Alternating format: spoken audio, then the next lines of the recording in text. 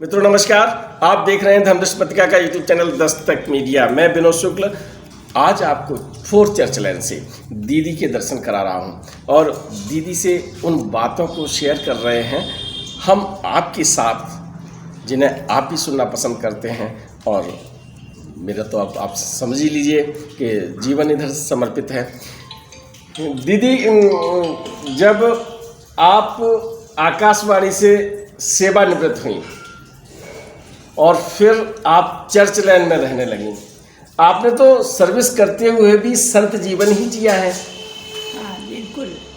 तो ये एक संत जीवन आपने जो महाराज जी के सानिध्य में जिया है, बाबा के साथ। महाराज जी जब भी यहाँ आते थे, मेरी बहन पहले से लिख देती थी मुझे या टेलीफोन करा देती थी, कुछ छुट्टियों का इंतज़ाम कर लो, महाराज जी आने वाले हैं। तो मैं पहले से छुट्टी लेके बैठती थी। बाबा यहाँ आते थे और मैं निकाल कर मेल से इलाहाबाद पहुँच जाती थी। तो बाबा जब रहते थे यहाँ तो मुझे खूब बात होती थी उनके साथ। बताते हैं कि दादा सुधीर दादा यानी आपके बहनोई जीजा जी, ये बहुत ऐसा शब्द है कि आदमी सुन के एकदम प्रफुल्लित हो जाता है। तो आपके जीजा जी यानी हम सबके दादा, जो बाबा के भी दादा, बाबा भी दादा कहते थे, दादा कहते थे। तो दादा इतने समर्पित, जैसा मैंने साहित्य के द्वारा देखा है। हाँ। तो आप क्या कहना चाहेंगे उनके बारे में? ये चेंज महाराज जी ने ही किया जी। पहले ऐसे नहीं थे महाराज। हमारे दादा माने प्रोफेसर सुधीर मुखर्जी जी वो तो पढ़ाते थे जी, और मैं स्टूडेंट भी थी उनकी। अच्छा। हाँ, मुझे इकोनॉमिक इकोनॉमिक्स में एमए किया मैं है। स्टूडेंट थी जी। तो मैं देखती थी कि वो लेक्चर जो देते हैं जी, अपूर्व इंग्लिश बोलते हैं। अच्छा। अब बहुत बढ़िया इंग्लिश जी। और उनको पता चला कि मैं महाराज जी को मानती हूँ, तो कहने लगे कि महाराज जी वाला क्या है, आप मेहनत करिए आगे बढ़ जाएंगे, ये भी कहते थे। मगर वो खुद कैसे समर्पित हो गए पता नहीं। अच्छा दीदी ये बताइएगा, महाराज जी जब कर्नलगंज वाले मकान में आए थे पहली बार, तो क्या हुआ? कर्नलगंज वाले मकान में, उस मकान के सामने एक छोटा सा मकान था, उसमें एक लड़की रहती थी, स्टूडेंट थी वो, नंदी पंत जी जी। वो देखती थी मेरी बहन कि उसके घर के सामने गाड़ियाँ लगी हुई है, गाड़ियों की लाइन है, बड़े बड़े लोग आ रहे हैं। तो मेरी बहन ने कहा कि ये स्टूडेंट है, पढ़ती है, क्या बात है, क्यों आते हैं? तो एक दिन मेरी बहन ने पूछा कि नंदी तुम्हारे यहाँ क्यों आते हैं लोग?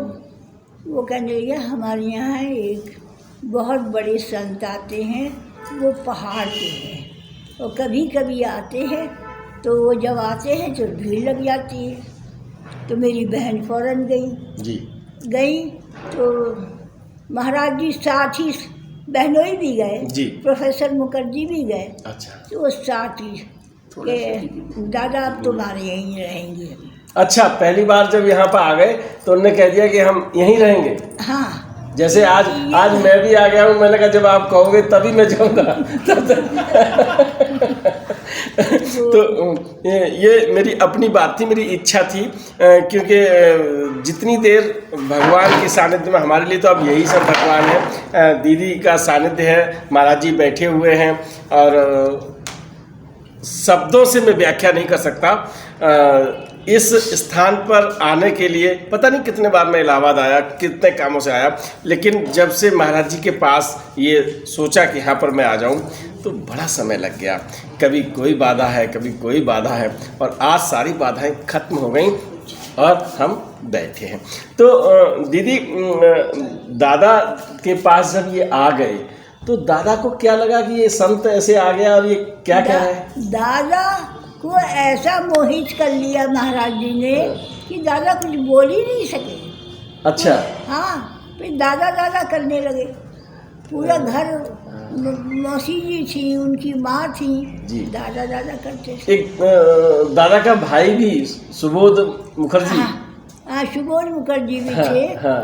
तो वो मानते थे संत, मगर इस तरह से नहीं मानते थे जैसे प्रोफेसर साहब मानते थे। इस तरह से नहीं मानते थे। इस तरह से नहीं मानते थे। ना। तो फिर दादा जब पढ़ रहे थे और पढ़ते समय जब वो घर गए, तब महाराज जी ने ना मंत्र दिया था, मैंने सुना है। वो वहाँ गई थी। कहाँ? कलकत्ता में दक्षिणेश्वर। दक्षिणेश्वर गए जी थे। जी जी जी। और वो दर्शन कर रहे थे। तो अब दक्षिणेश्वर में मूर्तियाँ हैं जी। तो एक मूर्ति के सामने खड़े थे, तो कहने लगे कि तुम ब्राह्मण हो? क्या? हाँ, ब्राह्मण है। तुम्हारे मंत्र है? कहीं नहीं।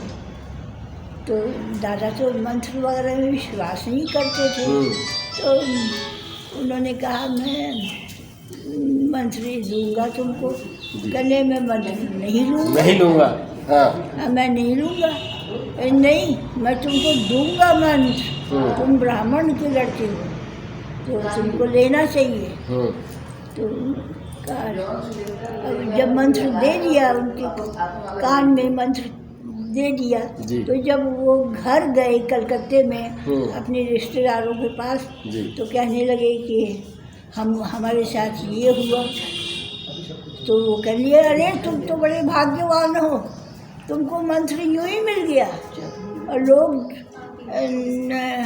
जाने क्या क्या करते हैं। हाँ। ये बात साबित करती है जो लोग कह देते हैं कि दादा नास्तिक थे, दादा में आस्था नहीं थी। तो दीदी जो बता रही हैं और जो साहित्य में उपलब्ध है उसके अनुसार दादा का घर का माहौल पूरी तरह से धार्मिक था, है ना दीदी? धार्मिक जो था। तो दादा का जो मंत्र लेना, और तब तक तो आप सब दादा को नहीं जानते होंगे? नहीं, जब मैं शादी नहीं हुई। शादी नहीं हुई थी। शादी नहीं हुई थी ना। तो दादा की आपकी दीदी से शादी कैसे हुई? मेरी माँ खोज रही थी कि कुलीन घर का लड़का मिल जाए जी। तो अपनी लड़की की शादी करूं। जी। मगर कुलीन कोई मिल नहीं रहा था। जी। और उस ज़माने में डिमांड्स भी बहुत होते थे। अच्छा। हाँ, कि इसने में शादी करोगे? तो मेरी बहन ने कहा नहीं, मैं इतनी क्वालिफाइड हूँ, डिमांड का क्या सवाल, मैं शादी नहीं करूँगी। जी। तो हमारे घर के सामने लॉ डिपार्टमेंट के एक प्रोफेसर थे,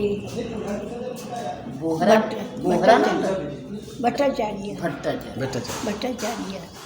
तो उनके यहाँ उन्होंने कहा एक लड़की बहुत अच्छी है, घर के सामने ही तुम्हारे रहती है।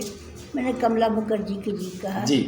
तो उससे शादी करवा देते हैं। तो उन्होंने करवा दी, भट्टाचार्य जी ने। भट्टाचार्य। तो शादी के, और आप पढ़ कब रही थी? मैं जो पढ़ रही थी तब बीए में पढ़ रही थी। अच्छा, तो वो मुखर्जी साहब पढ़ाते थे उस समय? हाँ, पढ़ाते थे। तो पहले गुरुजी थे, फिर जीजाजी बन गए। तो घर में आप फिर गुरुजी को जीजाजी कह रही थी कि या दादा कहती थी? क्या कहती थी? मैं दादा कहती थी। दादा कहती थी। मतलब ये खिताब दादा का आपने दिया। लोग हम तो ये समझते थे कि बाबा ने दिया है, पहला खिताब आपने दिया दादा को। लगी यही रहा है। तो अच्छा ये बताइए, दादा की जो परिस्थिति थी, वो जो मैंने पढ़ा है, वो परिस्थिति आर्थिक रूप से बहुत कमज़ोर थी। बहुत कमज़ोर। फिर उन्होंने किस तरह से पढ़ाई की थी? मामा के घर में रहते थे। तो महाराज जी एक बार आए, कहने लगे कि दादा तुम्हारा मामा कह देगा हमारे घर से जाओ। अच्छा। तो दादा कहने लगे कि नहीं बाबा, ऐसा नहीं कह सकता मेरा मामा। कहेगा। और उसके 15 दिन के बाद मामा ने कहा कि ये घर छोड़ दो भाई, और तुम अपना घर देख लो। तो दादा की ये स्थिति नहीं थी कि मकान बनवा लें, किराया दे के कहीं रहें या मकान बनाएं। जी। तो उसी समय उनके दिमाग में आया कि अपना घर होना चाहिए जी। ये तो दिमाग में आया, मगर पैसा नहीं था जी। तो मेरी बहन ने कहा कि भाई थोड़ा थोड़ा हम मकान बनाने वाले को देंगे, शिफ्ट में बनाएंगे मकान। जी। थोड़ा अभी बनाया, जी। उसके बाद थोड़ा इस तरह से मकान ये वाला 4 चर्च लेन बन गया। तो महाराज जी जब पहली बार आए तो महाराज जी ने क्या कहा था? आप थी उस समय जब महाराज जी? नहीं, मैं नहीं थी। तो वैसे बताया होगा जीजी ने और आपके दादा ने बताया होगा? बताया होगा। क्या बताया था? महाराज जी जब इस मकान में आए तो उन्होंने क्या कहा था? ये मैं तो नहीं थी उस समय। हाँ हाँ। मगर यहाँ पर सत्यनारायण की कथा हुई थी जी। इसी जगह हुई थी सत्यनारायण। इसी जगह? हाँ। अच्छा।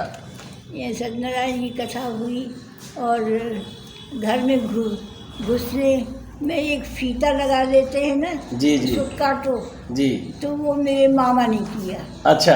हाँ, डॉक्टर चैटर्जी ने। अच्छा। अब नहीं है मामा। अच्छा अच्छा। तो कहा कोई बुजुर्ग होना चाहिए जो फीता काटे, घर में घुसे।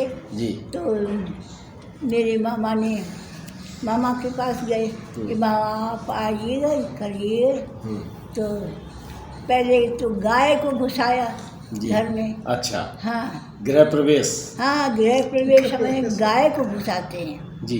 गाय को घुसाया, वो फीता काटा मामा ने, और फिर समंदर आए। सत्यनारायण की कथा तैयार थी, पंडित तैयार था, सत्यनारायण हो गई। उसके बाद करने लगे धीरे धीरे। जब बाबा पहली बार यहाँ आए अंदर तो कहे दादा ये बाड़ी बहुत अच्छी है, और यहाँ सुन रही हैं दादा, ये बाड़ी बहुत अच्छी है, अब मैं यहाँ आके रहूँगा। ये बात बाबा ने कहा, दादा ये कमरा हमारा है, यहाँ मैं रहूँगा। बाबा ने कहा, दादा ने कहा हाँ बाबा सही बात है, ये कमरा। दादा ने लिखा है कि दादा मेरा आतिथ्य है, ये भी मेरा मकान है ये, हाँ, मेरा मकान। मैं हमेशा यहीं रहूँगा, है ना? ये भी कहा, सही बात। मैंने तो कई एपिसोड में बताया है। दादा तो कहा था कि आप ताला बंद कर दोगे तब भी मैं आ तब भी मैं आ जाऊँगा। तब भी आ जाऊँगा। मित्रों, ये बातचीत हो रही है उसी मकान से जहाँ महाराज जी ने ये कहा था कि ये मकान मेरा है, दादा आतिथ्य है ना? और यहाँ पर बात तो ये थी कि सुधीर दादा ने महाराज जी की प्रेरणा से यहाँ मकान बनवाया था। कमला मुखर्जी ने ये मकान बनवाया था। कमला दीदी और दोनों लोगों की जो आर्थिक क्षमता थी वो नहीं इजाज़त दे रही थी कि मकान बने, लेकिन महाराज जी ने प्रेरणा दी और ये मकान। एक आदमी तय कर दिया जी, जो उनके यहाँ आता था, के अग्रवाल जी। उन्होंने कहा कि आप पैसा मुझे शिफ्ट में देना। जी। हाँ, थोड़ा थोड़ा करके दे दीजिएगा। हाँ, थोड़ा थोड़ा करके दीजिए। दीदी वो भी बता दीजिए कि तो मेरी बहन रात को बैठ के कॉपियाँ जांचती थी। हाँ। रात को 2 बज जाता था, कॉपियाँ आती थी। इंटर हाई स्कूल की। हाँ। दीदी क्या करती थी आपकी? डायरेक्टर थी एजुकेशन। बाद में डायरेक्टर हुई, पहले तो पढ़ाती थी। टीचर? पहले प्रिंसिपल थी, फिर टीचर थी, तब प्रिंसिपल हुई, तब एजुकेशन डायरेक्टर। ऐसे बताइए। हाँ, इनका जो आर्थिक पक्ष, दादा मैंने सुना कि एक किताबों की दुकान स्टूडेंट है, अभी भी दुकान है। अभी भी है दुकान। हाँ। मुझे नार्वे से मैं एपिसोड के माध्यम से मैं राजीव शुक्ला को धन्यवाद देता हूं, जिन्होंने मेरी बात सुनी थी कि सुधीर दादा किताबों की दुकान पर काम करते थे। उन्होंने एक फ़ोटो भेजा था मेरे पास। तो वो जाते थे जी। उन्होंने कहा कि ठीक है, मेरी दुकान में थोड़ी किताबें आप अरेंज कर दिया करो और झाड़ पोछ कर दिया करो, तो तुम पढ़ने के लिए किताब ले जा सकते हो। अच्छा, कुछ पारिश्रमिक देते थे वो? हाँ देते। हाँ देते थे। और फिर वो उस पारिश्रमिक से वो पैसे घर नहीं लाते थे, क्या ले आते थे? किताब खरीद लेते। किताब खरीद लेते किताब थे भी लाते थे। हाँ, और उस पर तारीख डाल देते थे हाँ। कि इस तारीख में हमने लिया है। देखिए, जहाँ चाह होती है वहाँ राह निकल आती है। कहाँ बाबा नीम करोली का सानिध्य, भगवान का सानिध्य, कहाँ पंडित जवाहरलाल नेहरू प्रधानमंत्री के साथ बैठ के वार्ताएं करना, और कहाँ किसी किताब की दुकान पर काम करके उस पैसे से ज्ञान का भंडार बढ़ाने के लिए किताबें लाना। ये सब चीज़ें कैसी होती हैं? ये वो चीज़ बताती हैं कि आदमी चाहे कितना बड़ा हो जाए, अपने कर्म से बड़ा होता है। तो मैं इस एपिसोड के माध्यम से उन्हें दस्तक मीडिया की तरफ से हार्दिक आभार, और नई पीढ़ी के लिए मैं चाहता हूँ कि वो करने तो जाते थे मुकरगंज, आदर्श बच्चों को पढ़ाने इस बात को लेकर अपनी बात को आगे रखें। वीडियो पसंद आए तो लाइक कीजिए, शेयर कीजिए, सब्सक्राइब बटन पर क्लिक करके चैनल को सब्सक्राइब करें और बेल आइकन दबाना बिल्कुल ना भूलें, ताकि हमारे अपडेट वीडियो आपको मिलते रहें।